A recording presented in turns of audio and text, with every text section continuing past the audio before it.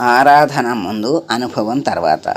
వివాహం కాని కన్యను అమ్మా నీకు కాబోయే భర్త ఏ రీతిగా ఉంటాడు అని అడిగితే ఆ బిడ్డ ఏమని జవాబు చెప్పగలదు? తనకు కాబోయే భర్త ఎవరో తెలియనప్పుడు నా భర్త ఇలా ఉంటాడు అలా ఉంటాడు అని చెప్పడానికి సాధ్యం కాదు. వివాహం అయిన తరువాతనే తన భర్త యొక్క రూపనామాలను చక్కగా వర్ణించగలదు. అదేవిధంగా మనము భగవంతుని ఆరాధనలు సలిపిన తరువాతనే, భగవతత్వం మనము అనుభవించిన తరువాతనే, భగవంతునికి మనం అర్పితం కావించుకున్న తరువాతనే దైవం ఎలాంటివాడు అలాంటివాడు అని చెప్పటానికి సాధ్యమవుతుంది. అంతకు పూర్వం దైవత్వం ఇట్టిది అట్టిది అని ఎవరు వర్ణించగలరు? కనుకనే విగ్రహారాధనపై విశ్వాసమును అభివృద్ధి పరచుకోవాలి. ఎందుకంటే సర్వము విగ్రహ స్వరూపమే.